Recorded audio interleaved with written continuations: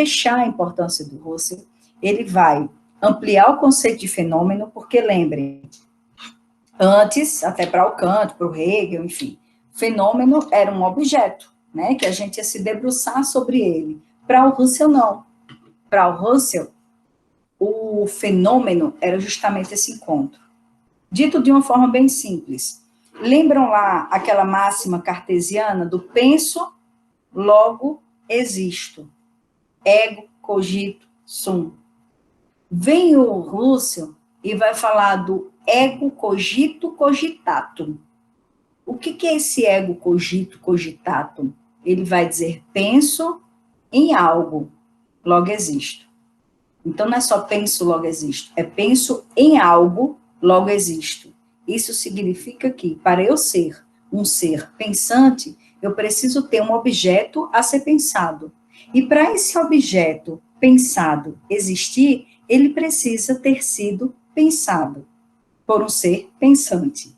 Né? Então, é ego, cogito, cogitato. Então, somos seres co-originários. Não existimos ponto e acabado. Né? O fenômeno não é o objeto, o fenômeno é esse desvelar do objeto para uma consciência. Então, ele amplia esse conceito de fenômeno, e isso parece ser simples, mas tem uma complexidade e uma importância também para nós. Além disso, o Russell vai trazer para nós um privilégio de conhecimento, que é a atribuição de sentido. Né? O realismo trazia o que é real e é isso.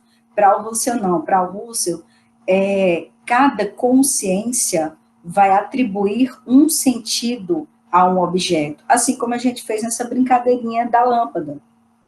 Assim como vai ser na hora que eu trouxer um sentimento, na hora que o meu paciente falar da sua história, eu vou atribuir sentido, o paciente vai atribuir um outro sentido, algum familiar do paciente vai atribuir um outro sentido. Quando a gente atende família, por exemplo, a gente vê isso assim saltando, porque às vezes é uma só situação e os membros veem aquela situação de forma completamente diferentes, né? Então, pensa aí rapidinho como é que você significa uma discussão, por exemplo, na tua família, né?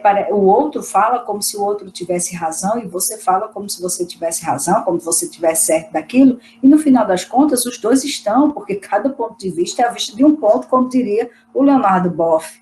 Então, cada pessoa está significando de uma forma diferente aquela situação.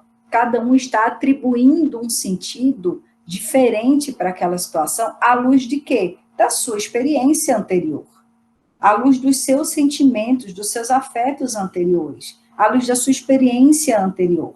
Lembrem, vem a apresentação de algo, o julgamento de algo, e depois que vem o sentimento por esse algo. E cada ente aí da família vai fazer dessa forma. Então, com isso, o Russell trouxe essa importância muito grande, que era a gente compreender o sentido.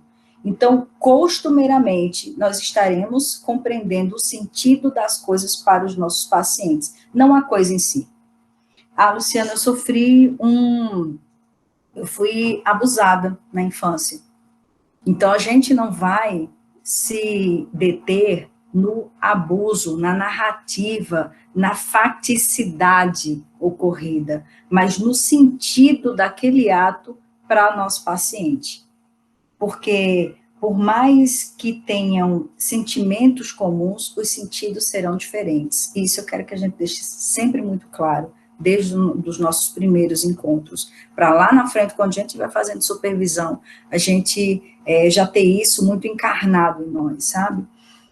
E é importante também, aí, como eu aponto, né, quando o Russell vai trazer a possibilidade de pensamento efetivo, ele tem esse privilégio do conhecimento de como a gente pensa, como que a gente recorda, como a gente compreende o mundo, quais são esses sentidos que a gente tem, a quem que o sentido se dirige, né, a que ou a quem se dirige, a consideração da experiência em si mesmo.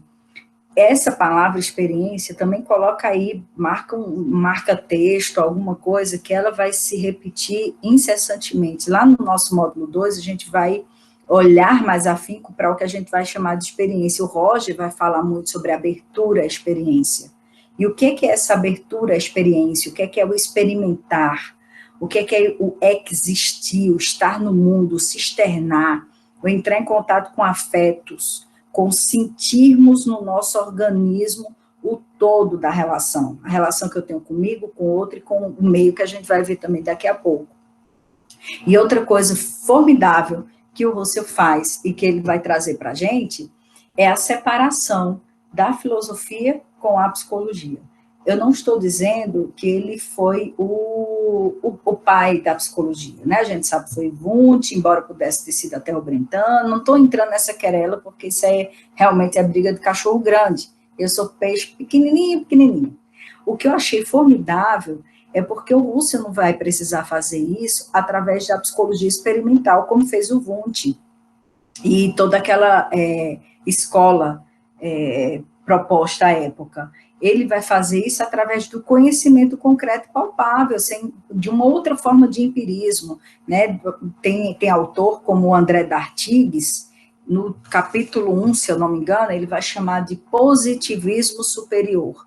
Ele vai chamar a fenomenologia de positivista, mas simplesmente para dizer que vai se prevalecer o rigor científico e a construção de um método onde a gente possa atribuir o sentido. Vou fazer um recorte bem rapidinho, só para a gente ter uma ideia do que é esse rigor científico e etc.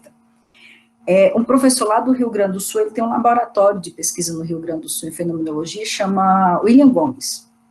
Um do William Gomes, de doutorado, fez uma pesquisa sobre a experiência e o sentido do abuso sexual com meninos, né? Porque se falar de abuso sexual conosco, mulheres, já é um tabu, imagina com meninos.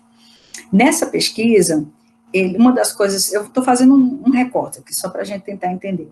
Ele quer saber quais são os sentimentos, por exemplo, dos meninos que foram abusados, né? E aí foram feitas entrevistas, e aí ele vê, por exemplo, sei lá, João, o que é que você sentiu? Aí o João diz, senti medo, senti vergonha, fiquei muito traumatizado, com uma ira, um nojo. Aí pergunta pro José, o que é que você sentiu? Aí o José diz assim, eu me senti impotente frente à situação, eu fiquei muito choroso, eu senti muito medo, eu tive vontade de brigar com a pessoa, e aí ele vai perguntando. A partir disso, ele consegue extrair justamente a essência do fenômeno abuso sexual infantil masculino.